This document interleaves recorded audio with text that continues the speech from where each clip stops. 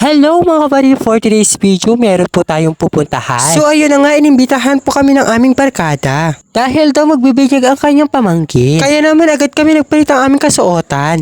Kita nyo naman kanina sa video with makeup pa ang ate nyo. Syempre daw para maging fresh ang ate nyo. So ayan nga yung mga kasama ko for today's video na makikain sa aming barkada. Sa mga hindi pa po nakakilala sa kanila, sila po ang aking kaibigan at classmate. Sila po kasama ko sa tawanan, kwentuhan minsan. So ayun nga, habang inihintay namin ang magsusundo sa amin, syempre tingin muna sa camera kung bagay nga po o maganda nga bang aking kasuotan for today's video. So ayun na nga, meron na yung magsusundo sa amin, kaya sumakay naman kami agad. Kita nyo naman sa video, naka 4 wheels kami. Cherries, yan palang aming sasakyan for today's video, kulong-kulong.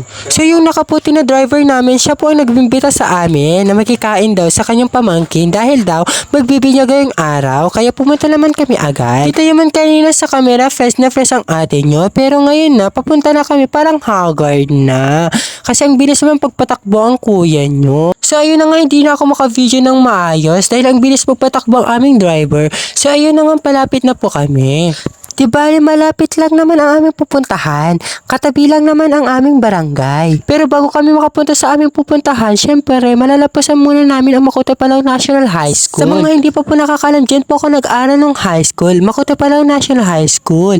Isa sa mga palaban na eskwelahan dito sa Rizal. Hindi lang dito sa Rizal, syempre sa buong Kalinga rin. So ayun na nga, malapit na tayo sa ating pupuntahan. Dito na tayo sa Barangay Palao, kung saan magbubunyag ang pamangkin ng aking kaibigan. So ayun na nga, dito na kami. Yan ang mga kasama ko ngayong araw. So ayun na nga, nakarating na kami. Upo muna kami dahil pagod kami sa biyahe. Sila po ang kasama ko ngayong araw.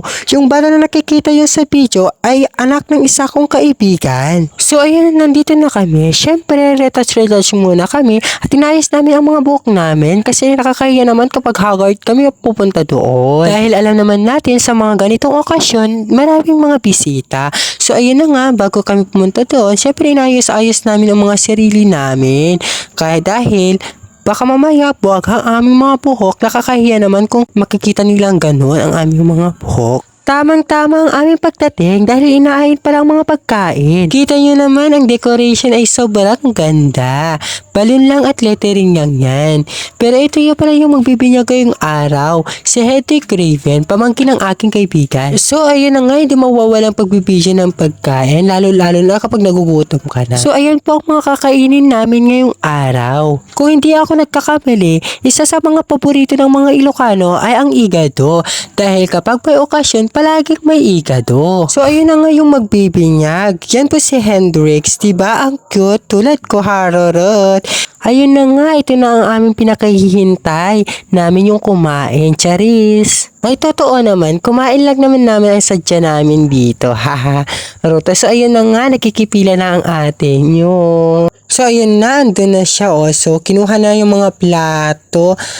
Yan, ang ate kinuha niya yung mga plato at saka binigay sa mga kaibigan niya. Kita nyo naman ang ate nyo, kumukuha siya ng kanin, parang gutom na gutom na. Kita nyo naman si ate Leia, yan na yung igado, talaga ang punteriya ng ate. Diba, ibang ate nyo, kapag gutom na, nakikiunahan na siya.